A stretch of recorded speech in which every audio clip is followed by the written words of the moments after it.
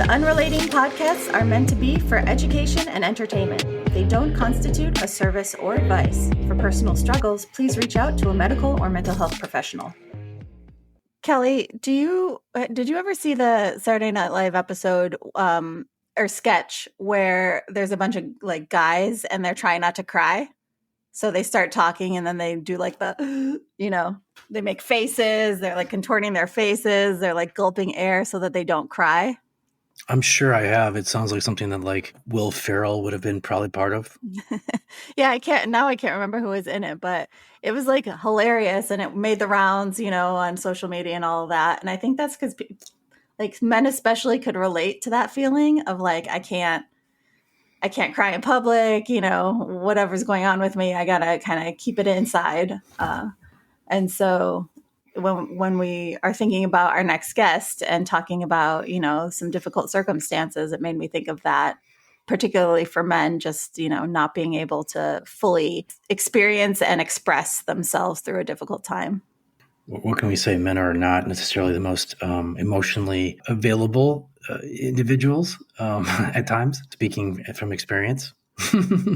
Yeah, and I firmly believe that's a nurture, not a nature situation, from the moment they're born, the messages they get is that they can't have the full range of feelings that women are allowed to have. And if they do, there's certain, negative names attached to that.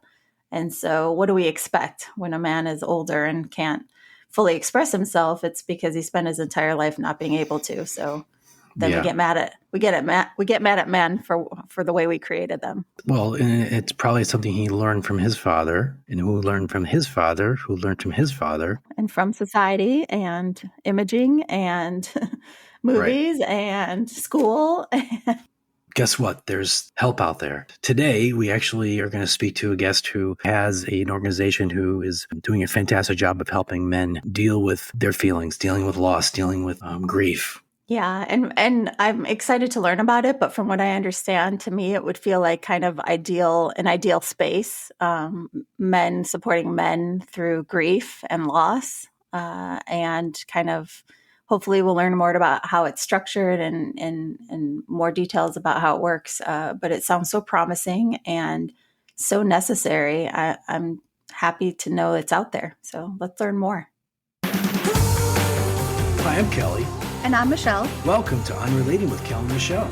I've been a licensed marriage and family therapist for over 2 decades. And I'm the show producer and co-host.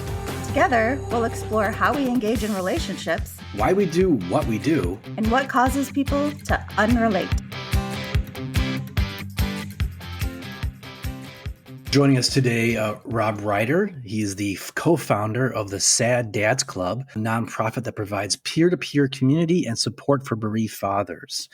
Rob, thanks for joining us today on Unrelating. Thank you so much for having me on Unrelating. I love any opportunity I get to talk a little more about what we do at Sad Dads Club. Why don't you start by describing what is Sad Dads Club? Absolutely. I'll start by giving the mission statement, which is that Sad Dads Club helps fellow bereaved fathers navigate life after loss by nurturing a supportive community and providing access to mental health services. So we provide grief support that is both non-clinical and professional for fathers who have lost children. If anybody were inclined to support us and our programs that we provide for these bereaved fathers, they can go to saddadsclub.org/donate. Start by giving us the backstory on the Sad Dads Club. Like, how did it start? Sad Dads Club had a very tragic, though organic beginning. One of my closest friends from college had a stillborn daughter at 41 weeks. It was his second child. And that was the first time in my life that I had ever heard of a stillbirth. I had had nobody in my life, no loved one who had ever had a stillborn child. I thought when you were beyond the first trimester that you were safe, that given where we were with modern medicine, that just didn't happen. I vividly remember getting the text message from him saying that they lost the baby and thinking, what happened? Did someone drop the baby in the delivery room? Was there an accident? That was the first thought that went through my head, just because, once again, I hadn't heard of this ever happening to anybody. And that was on January 31st of 2017. I had a front row seat to watching one of my closest friends from college and his family. He had a living son who was almost 2, and he and his wife go through this unbelievably complicated and tragic and disorienting life event that was just so profoundly confusing. And 11 months later, that same calendar year, on December 13th of 2017, my wife and I went in for a routine checkup at the 38-week mark for our baby girl, Lila, and there was no heartbeat. And we're both living in the Portland, Maine area. Both of our wives saw the same doctor, who confirmed that, of course, while she sees this type of thing happen, that the fact she's never seen it twice in 1 year, and the fact that it happened to two friends who were so close, who had history, was just downright spooky. And that was something that she had never seen or experienced before. So, as I always put it, I had the fortunate misfortune of having someone in my life with whom I was so close to that I could immediately get support and get validation from. And I could say everything or nothing to him, and it didn't matter because no explanation was needed. He already knew what this experience was like. And 7 months later, we were introduced through mutual friends to another father in the Portland area named Chris, who had had a stillborn daughter, Izzy. So the three of us each had stillborn daughters within the span of 18 months of one another. And feeding off of the relief and the resource that I had from Jay, when Chris Jay and I started spending that time together, it dawned on us that this was something special. This is something sacred. This is something that allows us to almost unmask in a way and not have to paint on or present any sort of way, that we didn't have to explain why we felt terrible. We didn't have to pretend that everything was okay, that we had this space where it was understood that we were grieving, that we were feeling a bit hopeless, that for Chris and I, it was our firstborn. So we were feeling this unbelievable inadequacy when it came to, are we fathers or aren't we? And it dawned on us that there were likely men out there, bereaved fathers, who didn't have anyone in their life that they could go to and receive this type of community, this support and this validation. And so my wife is actually the one who came up with the name Sad Dads Club. It was this cold, rainy night, and I mentioned to my wife that we were going to go hang out for the first time, all three of us. And she just looked outside and was like, oh, what a crappy night to be traveling. You guys are going to be sitting in the dark drinking beer like Sad Dads Club. And that just sort of stuck in the back of my mind. But that's just a little nuance of our origin story. But really, it was just born out of this, hey, this is incredible what we can provide for one another. I bet there are dads out there who don't have anyone in their life that they can go to and get this sort of, comfort from. And so with the power of the internet, we knew our reach could be boundless. We started a website as well as an Instagram profile. And this is before we became a nonprofit. And we put the word out, we put the call out, and it had a great initial response and just kept steadily and organically growing from that. And can I go back to something? I want to highlight something you said about just the power of being in the same space with someone. Like, that's the beauty of a shared experience, is that you don't need the words. You don't have to explain yourself. You could just call someone up. Maybe a birthday's coming up or something significant, and you don't even have to say, like, I need support. The other person knows because they've been there. Absolutely. And that takes so much pressure off. That's what allows someone who is grieving, I think, to feel comfortable. And only when they feel comfortable can they start to then experience relief once again. And just, I completely agree. It's so powerful to have that shared lived experience. And to have the freedom to have it look the way it looks for you. Grief can look so many different ways. And a lot of times, especially men, and I don't like to generalize, Kelly, but the idea that, like, you have to only grieve certain ways. Or, if your grief is outward as a man, it's more acceptable for some reason in society for that to look like anger than sadness. Yeah. And, sometimes when you can't put words to your grief, just being in a space with someone, having a beer, or, the kind of live events that you do, you don't have to articulate your grief. You can just be there with it. And that in itself is comforting. On that note, take us through a typical session or meeting. What does it look like? What does it feel like?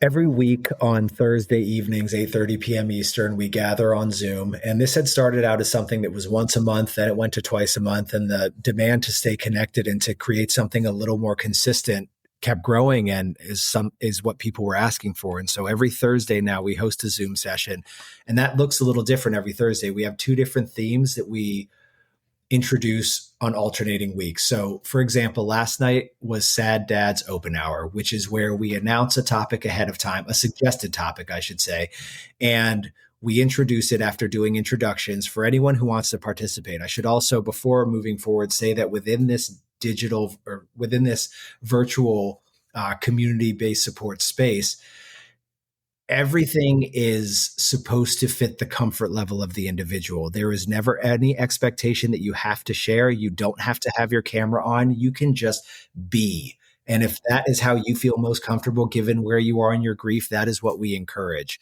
But if also you are on the other side of that and you want to be on camera and you want to share, we want to make sure that we're welcoming that as well. So last night was a Sad Dad's Open Hour, and we just did a general mental health check-in. On all other weeks, sometimes we do a topic like intimacy after loss or careers after loss or talking about how to navigate the holidays.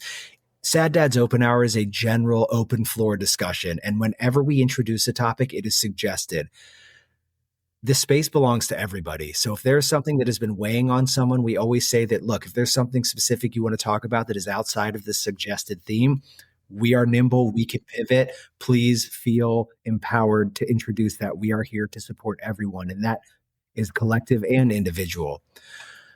Next week, we will do what's called My Child, My Story, and that is where a father opts in to share in long form the story of his child and his loss uninterrupted. And that came as a result from when we started doing our Zooms more often and we started getting more dads showing up. Dads would start to go into these incredibly intimate details about their loss that they had clearly never shared anywhere else before. And then they would take a minute, look at the Zoom screen and see that all these other dads had their hand raised. They would retract and say, I'm so sorry, I'm talking too much. Let me pass it on to the next dad. So we wanted to make sure that we did facilitate a space where no one had to look at the clock. No one had to worry about whether or not someone was waiting to speak, that they really did have the floor and it was theirs alone with an audience who wanted to hear the full story of their child in whatever degree of detail they felt comfortable sharing. These dads get so close so quickly because of the bond that they share, because the connection of loss is something that is so deep, it is so personal, it is so profoundly tragic and heavy that when you meet someone for the first time, you think of them starting off on ground level. When you meet someone else who has lost a child, you are just at an elevated level with them immediately. You just become so much closer because of that understanding of what they are going through.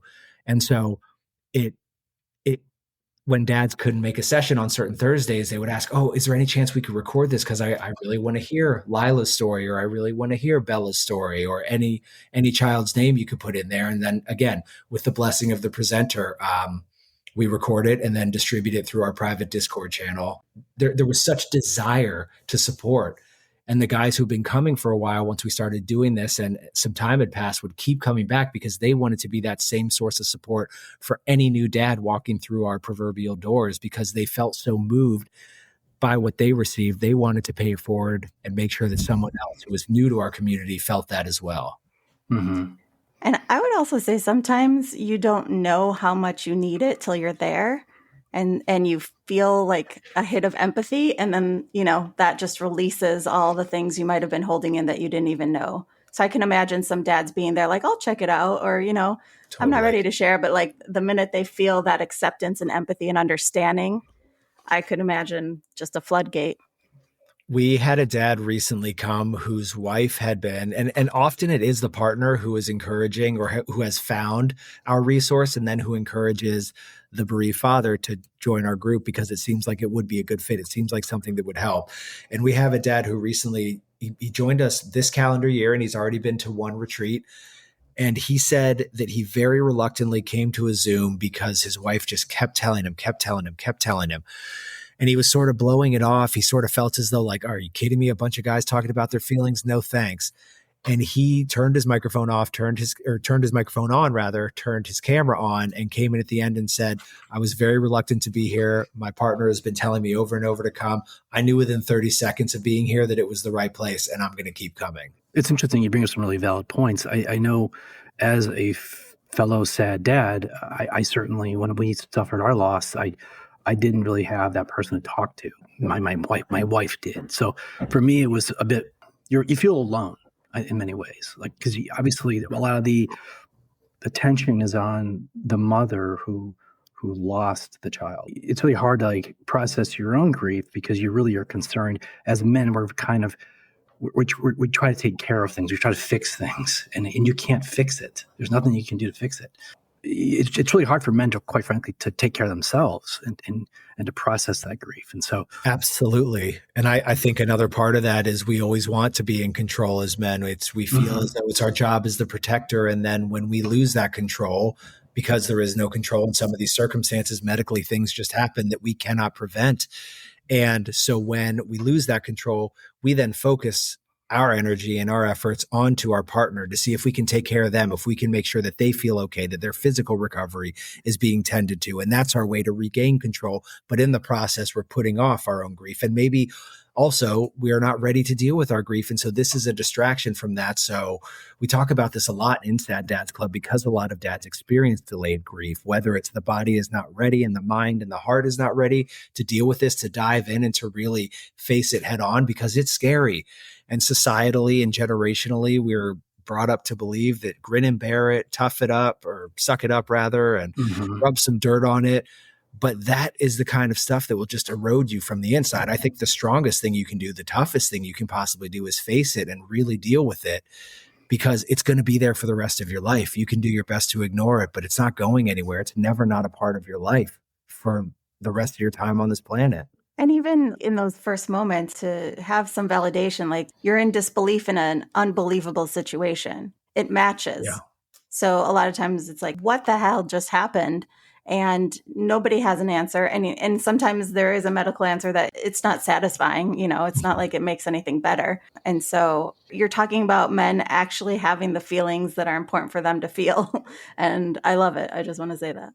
And, you know, after this happens, this loss, life goes on. You can certainly talk to your friends or family, but eventually people move on. But you can't. You don't necessarily move on. And that's why I think it's so cool that there is this group. You don't need to move on. You can live in that space with these other guys and talk about that. Because I don't talk about that with my friends anymore. It doesn't come up. Right. And we talk about that a lot too, because then it becomes compounded loss. It's like a secondary loss. It's the world is moving on. Nobody asks about the child anymore. Nobody asks about how you're doing in regards to losing that child. So it feels like the world has forgotten them. And then where is their place in this world?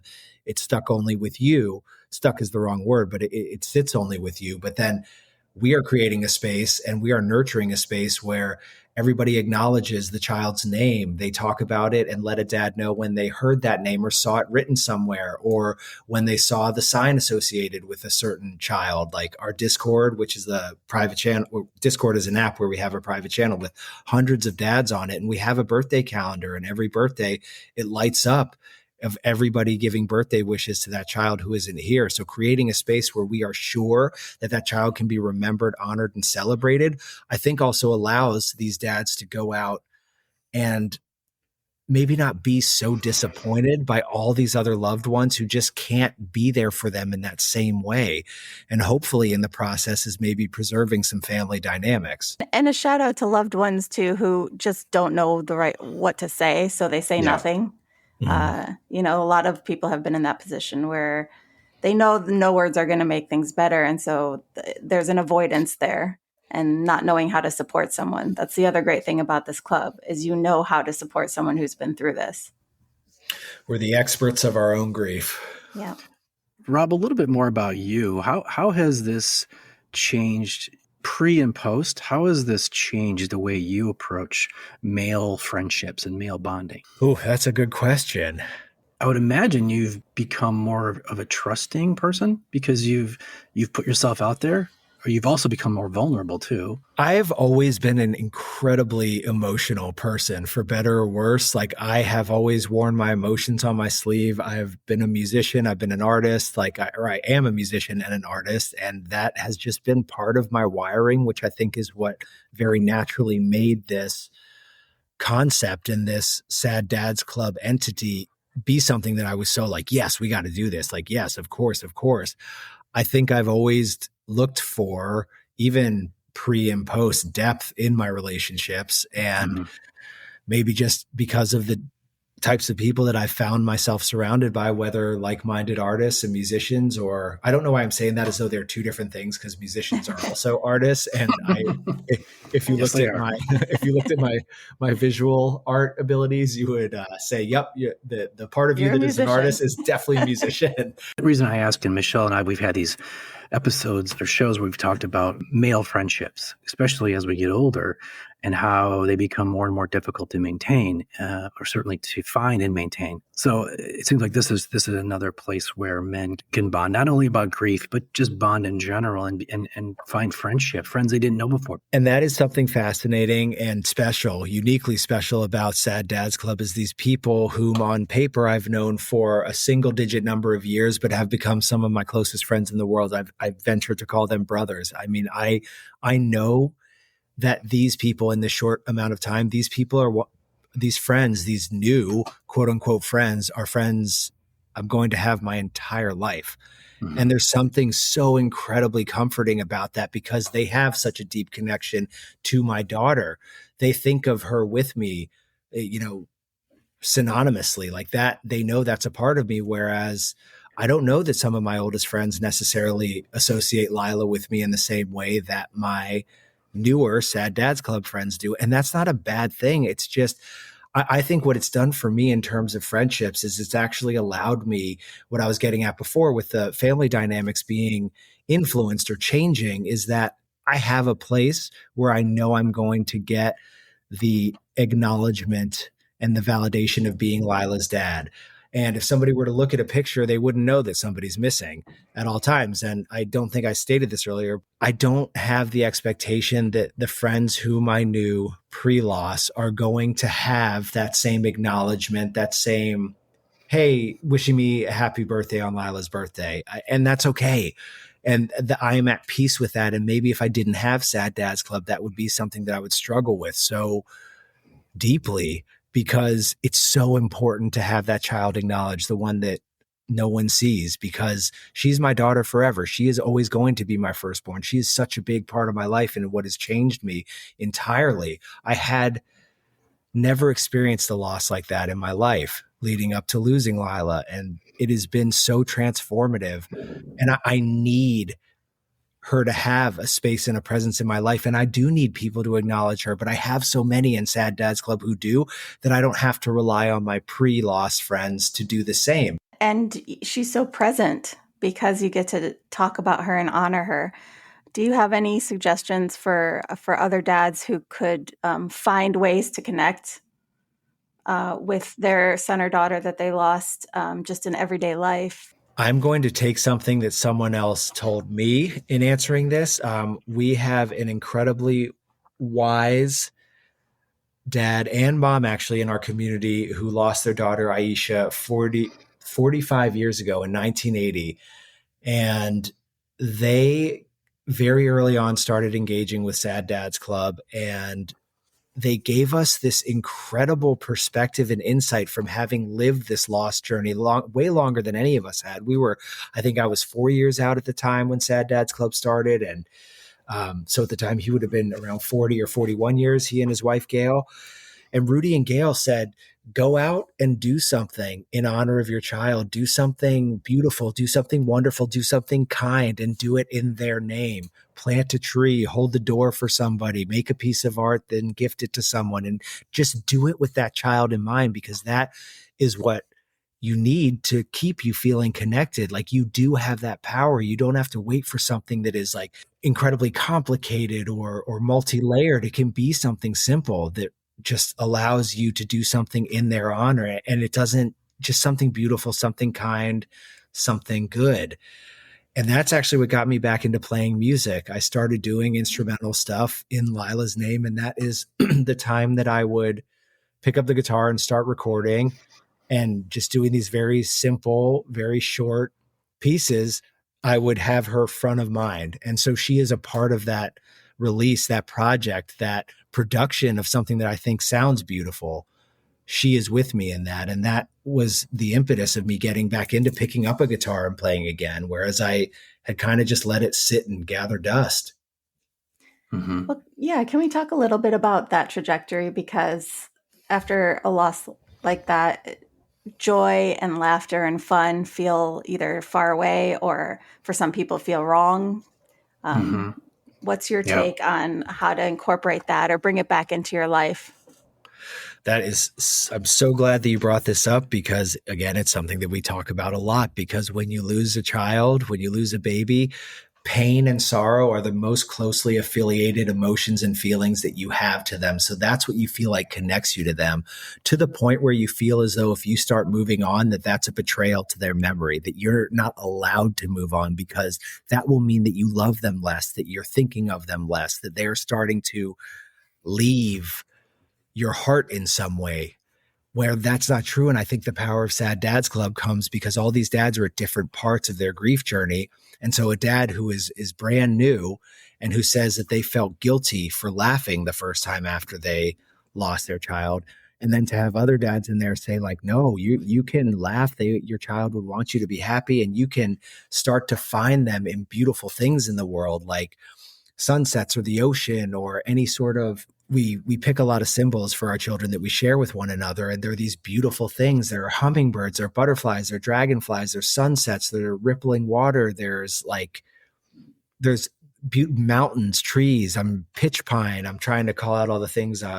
Blue jay, cardinal. Like there are these beautiful things that these other dads are there to tell the new dads that when you start to feel as though you need to stay stuck in pain, I get it, because that is the strongest, most closely associated feeling that you have right as you lose them.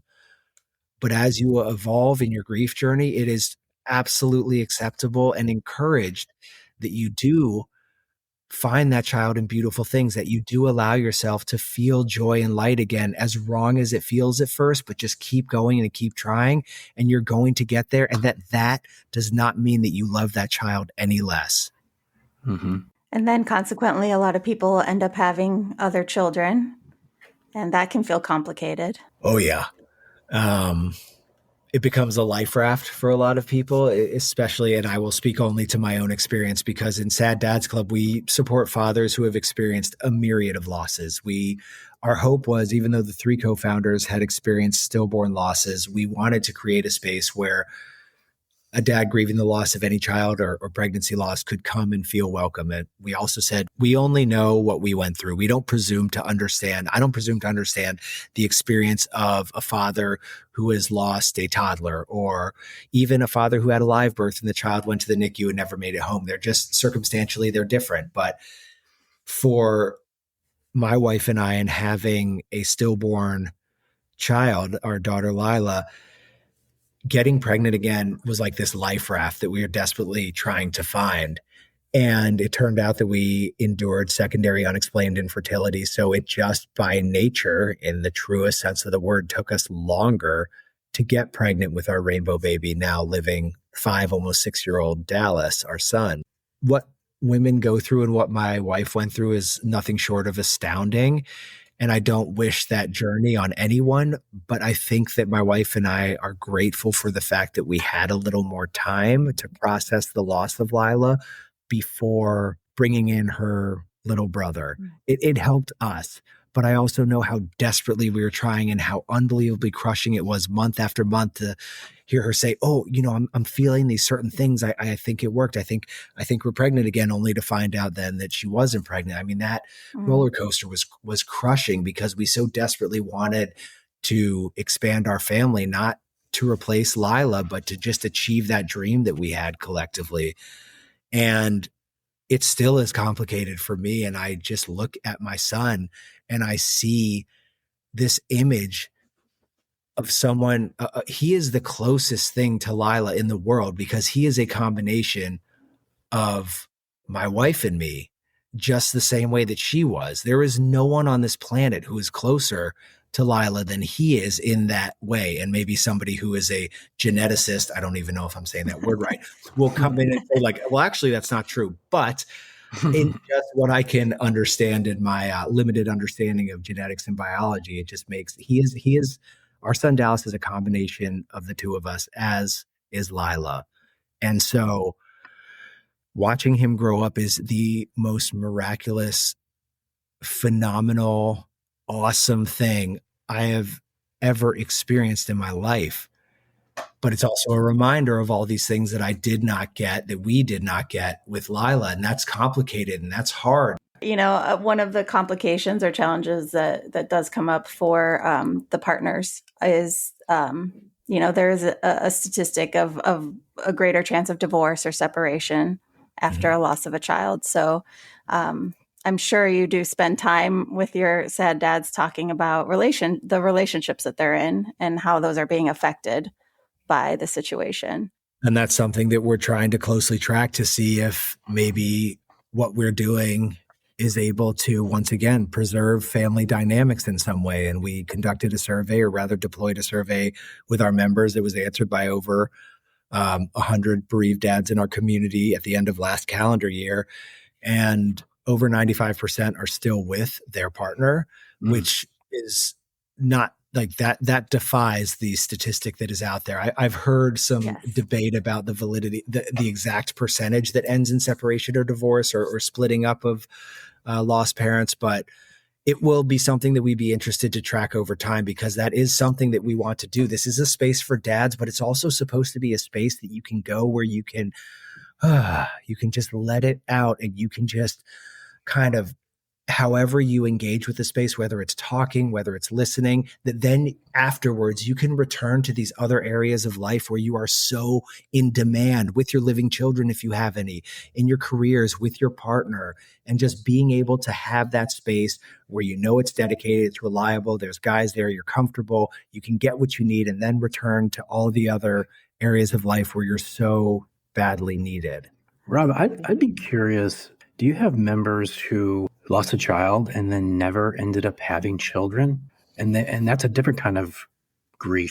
We have dads in our community who have lost a child who do not currently have living children and who are enduring fertility challenges. So the future is unknown, but I can't say definitively that we have a dad in our community currently that attends. And when I say in our community, I mean the ones that I know are coming to the Zooms, the ones who are active on the Discord and sharing what's going on in their lives.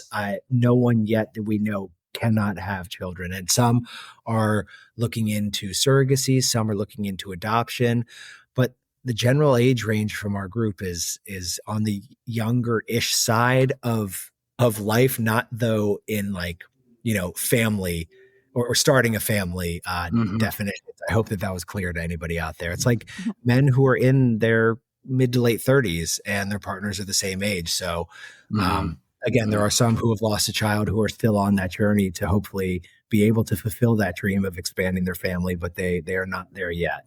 If you're somebody who's lost a child and then you just gave up, or couldn't have kids, that would probably present even more, emotional challenges too, because you're never going to experience that, And that is something that we do consider when we host our general sessions on our Discord channel that I've mentioned a few times, that I probably will continue to, because it is a literal lifeline for our community. If I had notifications going now, it would be dinging nonstop.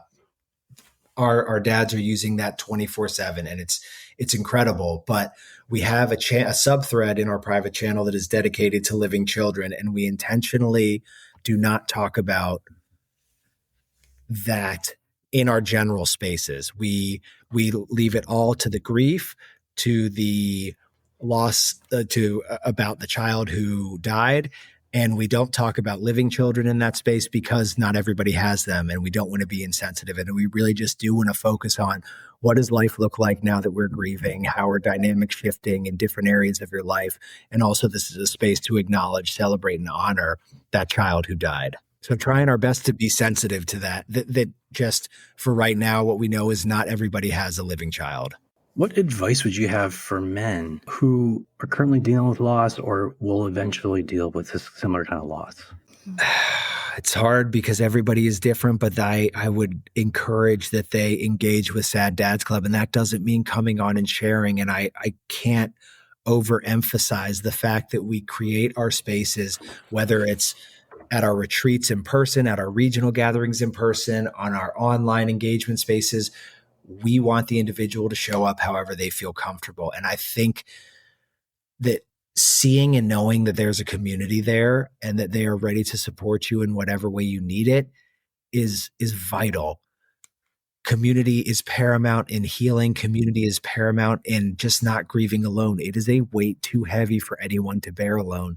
And I truly think that it will erode you from the inside. I strongly believe, with zero medical background, I should add, that that is the stuff that will kill you. That is the stuff that will give you stomach cancer. That is the stuff that will just eat you up. And if you're going like this constantly, and if people are listening, you can't see what I'm doing with my hands, but I'm making a pushing down motion, it's going to keep going and fighting against it until it erupts. And that eruption could be in a way that affects the people you love, or is damaging to you yourself. And there is no shame in asking for help. And there is no shame in saying, I'm scared, I'm sad, I feel hopeless, I don't know what to do. Nobody knows what to do, because there's no guidebook for this. There's no playbook. There's no pill you can take to fix this. And it's just so senseless. And I think that the longer we try and deal with it alone, we can start to go inward and put this blame on ourselves, because we just can't make sense of it anywhere else. So we get into these intrusive thought patterns that say, somehow it was my fault. I should have caught something. I should have known that, when my 3-year-old was getting constant headaches or something, that was a greater issue. It's like, no, we have to be gentle with ourselves, and we have to be graceful with ourselves. And we in Sad Dads Club are so good at telling everybody else to be gentle and graceful with ourselves. And then we have to remind ourselves, we have to take our own advice. We have to do that too, because the guy next to us wants us to do that. And we're so quick to tell the guy next to us to do that, but we ourselves have to do that. And so I encourage just patience, grace, and find community.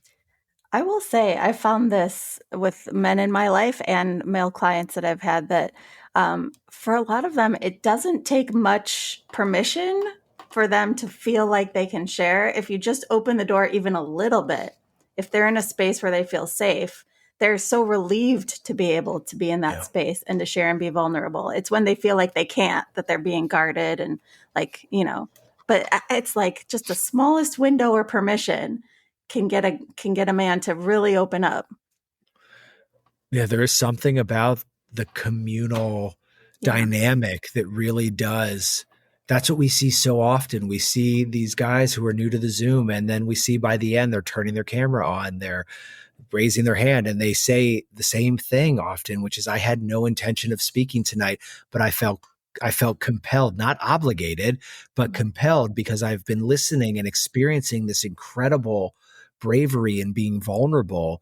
And it evoked something in me that made me want to share as well, to be a part of this, to be another voice. And I cried last night. I could barely get out what I was saying. Like, I'm not under any presumption, nor is anybody in Sad Dads Club, this doesn't go away. It doesn't get easier. No, that's not true. I would say it can get a little easier if you're taking the steps to take care of yourself, and if you're taking the steps to seek professional mental health services, which is actually something that we help facilitate. And then you're also finding community. When we were establishing what exactly, as a 501c3 nonprofit charitable entity, what do we want to do? What is our identity? We're going to keep doing our community building, which is the stuff we'd started doing before we became a nonprofit. It's the non-clinical space where dads with shared lived experiences come together, invitation to be vulnerable and have that vulnerability validated. Then we thought further, what more can we do that we ourselves cannot do? None of us are mental health professionals, but between Jay, Chris, and me, we all had good jobs. We all had great insurance. So we had access to professional mental health services. Even still there, we saw that there was a hurdle. It was a logistical one. So not only are we removing the financial hurdle, but we are removing the logistical hurdle by partnering directly with therapists who specialize in child loss and grief, so that we know that the dads that we are sending to these therapists are going to the people who are best suited to treat them for what they're going for. Your executive functioning in the wake of child loss is non-existent. Even if you have the great paying job, wonderful insurance, the thought of going online and trying to find a therapist in your network, are they taking new patients? When can they see me? Do they even have experience treating somebody who has experienced child loss and is grieving? So we are partnering with these therapists. We remove insurance entirely. We are invoiced directly. All that a dad has to do is reach out to us and say, hey, I'd like to take you up on that professional mental health support. And we pay for up to 6 sessions. It would be great if one day any billionaires out there listening want to send us a huge check. We can indefinitely pay. But for right now, we have to be able to quantify the individual. And this, Michelle, please chime in if I am out of line. But with the mental health professionals with whom I've spoken, 6 sessions is believed to be the average number that a patient will need to build the foundation, to start that healing journey, to be equipped with some tools that will help them cope in healthy ways. And so we want to have the therapist invoice us directly, and we get them in with that therapist no later than a week. From the time that they reach out, they sign the 2 forms via DocuSign with us. We make it as seamless as possible, because the moment that a dad raises their hand and says, I need that help, we want to get them that help as quickly as possible.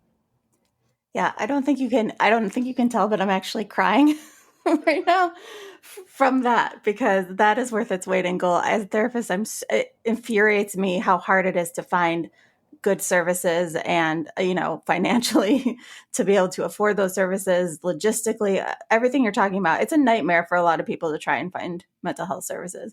And not only for you to do the linkage, which is the hardest part, to find the right people, to get them people that are competent and know how to treat what they're supposed to be treating, and then paying for it. I'm just like, I'm freaking out right now. I don't know. I have no words.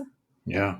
No, Oh my God. it's fantastic. It's really, it's amazing work. And they're probably accepting those services because they trust you. They, and like just getting them in the door is monumental, but then to pay for it and to have them get that opportunity. You touched on community. I do a lot of research on healthy aging, and we talk about diet, we talk about exercise, we talk about sleep, and we talk about community. Social connections are so important as we get older.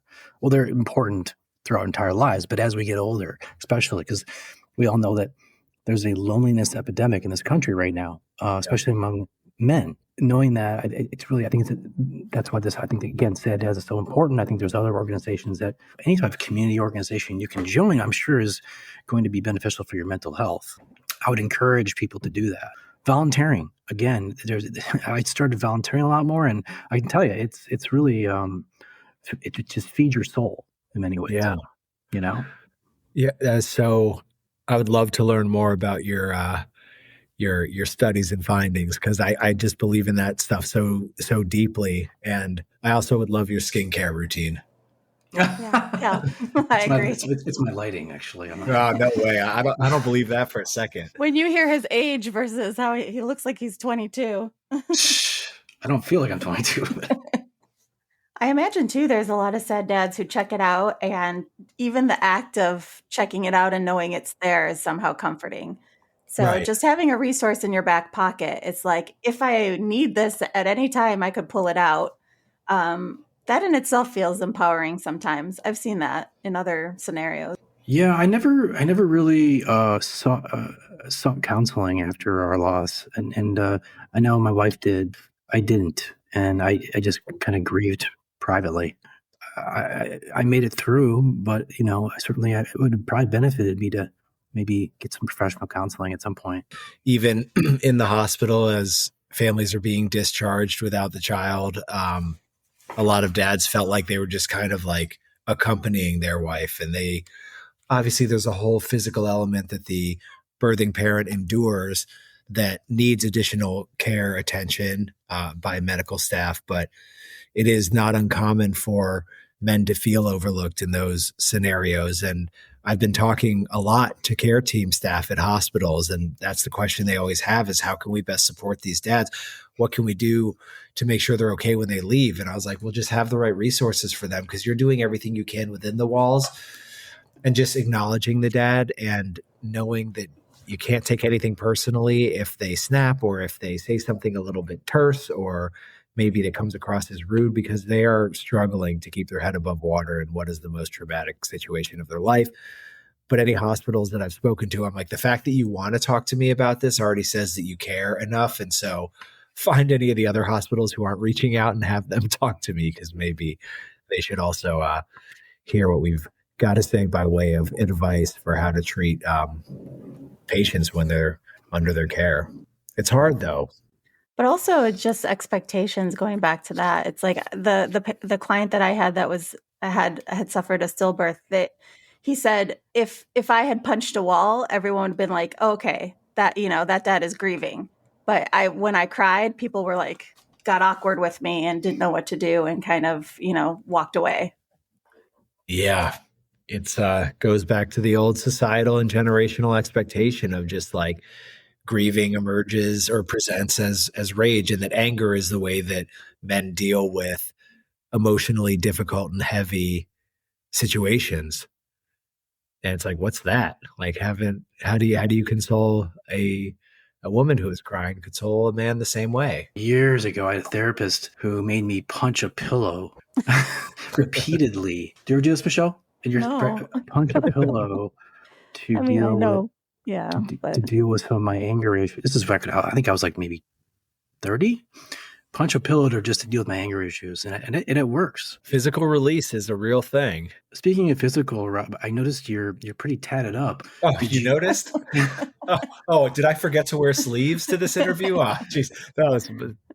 My wife and I, we had matching tattoos nice. for our son Gideon. Did you do any ink for? Oh, there she is, There's Lila. Lila. Yeah. And then I also have this is a lily flower. It's so interesting. We always refer to her as Lila, but we talked about calling her Lily. I also have here, this is kind of abstract, but it's 4 L's. Oh, okay. So these are 4 L's, and our living son's name is Dallas. There are 2 L's in his name and 2 L's in Lila's name. Oh, and that representation.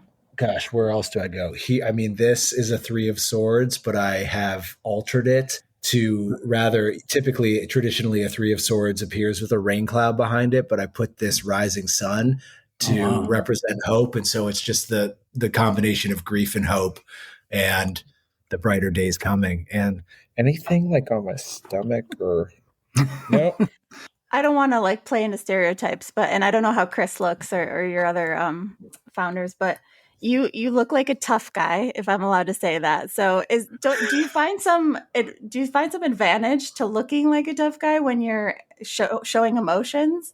Like, do you think men see you and they're like, if he can do it, I can do it?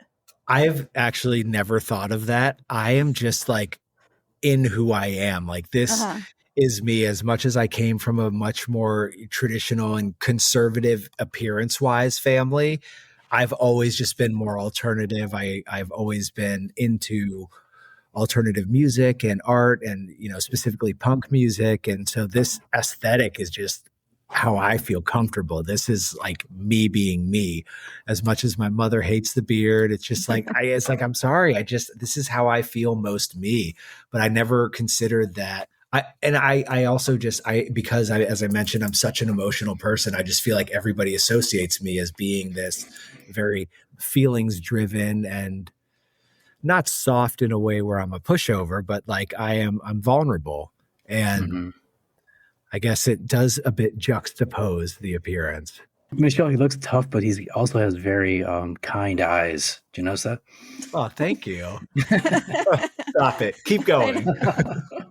Rob Ryder is the co-founder of the Sad Dads Club, a nonprofit that provides peer-to-peer community and support for bereaved fathers. It's saddadsclub.org.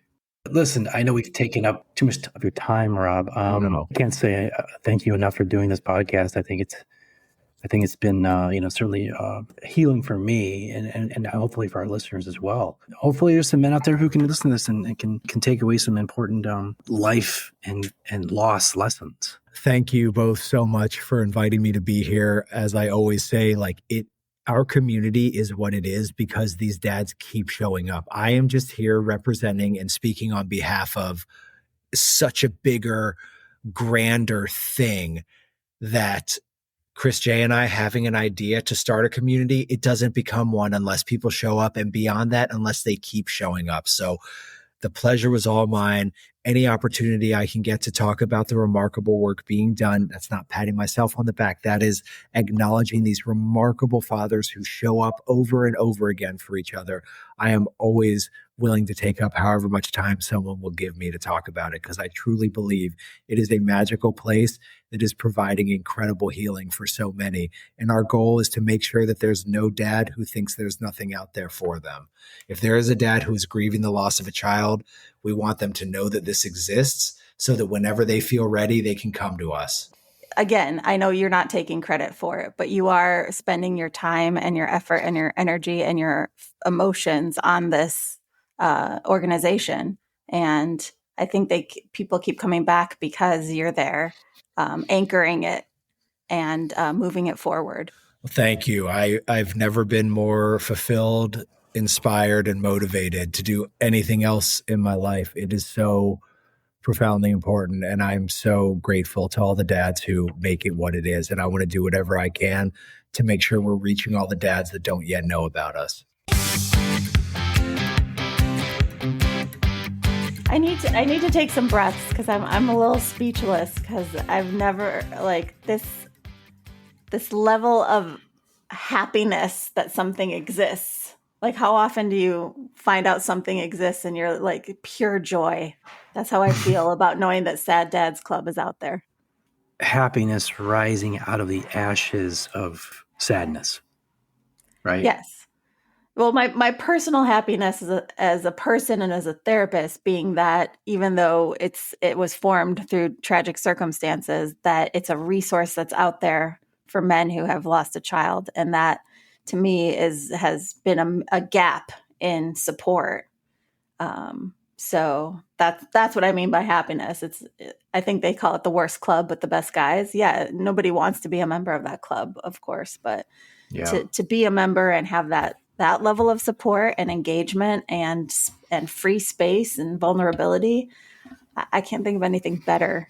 I definitely knew doing this podcast I could get emotional, and I held it together pretty well. But I knew that there would be a certain level of sadness for me doing this podcast. But talking to Rob really helped with that and really reinforced the fact that, there are some really great resources out there for men who have experienced loss, especially the kind that we have. So, kudos to him and his friends who started this amazing nonprofit, and then kudos to the guys who are continuing to do the work and go on there and joined and are processing their grief. And there's an epidemic of loneliness in America, especially among men, and they just don't have necessarily the same kind of bonds that maybe women do with their female friends. That's probably another episode we could talk about, but it's having real world consequences. And, we could do a whole show about this, but there's this,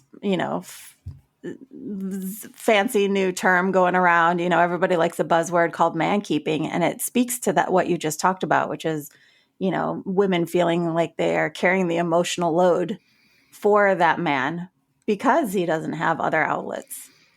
So it's right up that alley. And I don't know. I mean, I very much appreciate that you shared. It was a good space too for you. I absolutely was not going to bring up Gideon if you didn't, but I'm just speaking for myself, love that we got to say his name. And just like Rob was saying, find ways to honor and talk about these things. So that's a special gift, even though I'm an outsider in that. Yeah, it never goes away. It's never going to, that pain, but ultimately life moves on. Like I said in the podcast, life moves on. And it seems like the farther the distance, the more you heal, right?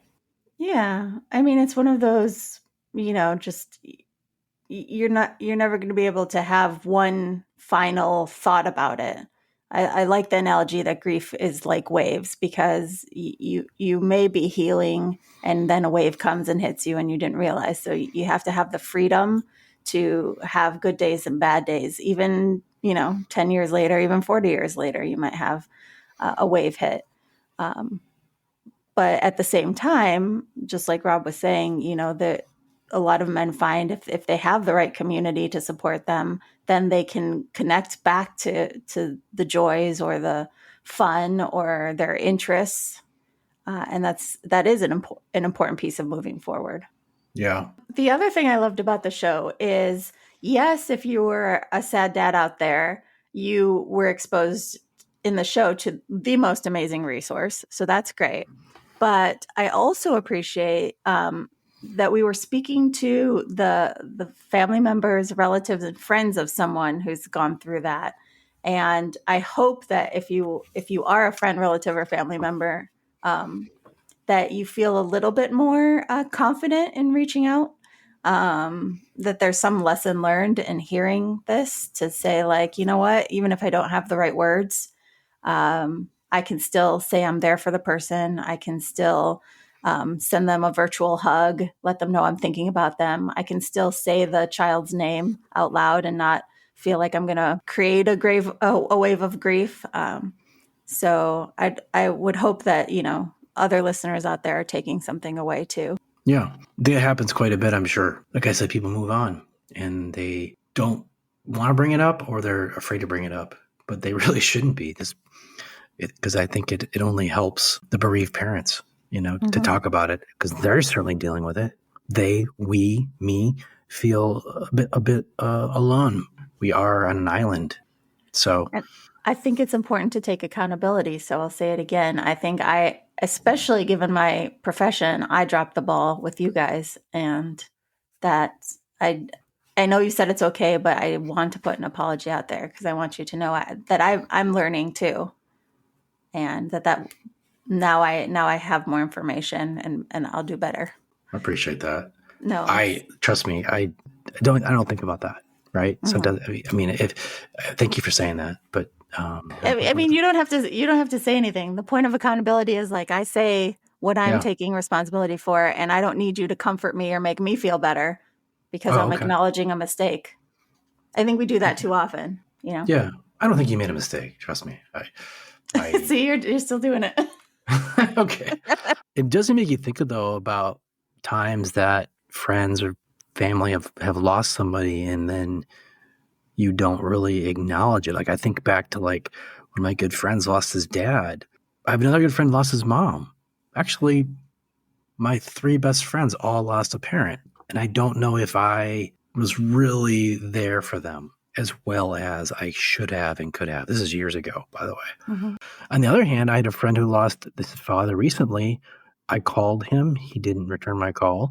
I texted him. He texted me back very briefly. I said, I'm really hoping you're okay. And to this day, I've still never talked to him about him losing his father. And the only thing I can think of is he just doesn't want to talk about it. But then that's another reason people don't reach out. They're like, oh, they probably don't want to talk about it, or, So we make a lot of assumptions, but I think this is a point. We had the show, and then you and I got to reflect on, some things that maybe we would either change or not change. But moving forward, then we're empowered to do it differently if that's what we've decided to do. That's the point of the show, Kelly. And it's growth, learning from your mistakes or perceived mistakes, and trying to do better. I would venture to say, without any evidence, that they have saved some marriages. Oh, for sure. Yeah. Absolutely. He's at 95%. I think that's the power of men helping men. I don't understand why we underestimate that so much. We do need more kindness. We do need more empathy, more investment in community, more acknowledgement that community is the way to go. Mm-hmm. I don't know. I'm not a man, but you can tell me if this is inaccurate. But I get the sense for a lot of guys, they walk into a room and then they clock it and they see, like, okay, is this a room where I have to be a tough guy? Is this a room where I have to make jokes, or maybe not. the way your face make me think I'm wrong. But I do think if a guy is walking into a room where guys are sharing their feelings and it's acceptable and nobody's ragging on anyone for it, that they would also join in. Yep. Yeah, I would agree with that. It's safe space. I mean, that's kind of why they're there. So creating more of those spaces would be beneficial. Yeah. Where a guy doesn't have to worry or like front. Well, look, let's wrap up the longest closing we've ever done. Yeah, I know. Is that what you're about to say? My favorite part is like, I'm always laughing at our musings. There's something very human about it. Because we're processing in real time. We're talking about it right after we were with our guest. And so these are like initial kind of processing thoughts. I don't want to lose that. If there's any other guests like Rob out there who want to be on the podcast, please reach out to us. We'd love to have you on. And as always, we love to hear from you on our socials. So, go to YouTube, go to Instagram, ask us questions and tell us what you really think. If you're struggling with family, friends, or just life in general, in a bad relationship and wondering what to do, or you want a relationship and to set yourself up for success, then we want to talk to you. So make your appointment on Unrelating. To be a guest, ask a question, or recommend a topic, drop us an email at theunrelatingpodcast@gmail.com. And be sure to follow us on Instagram and YouTube.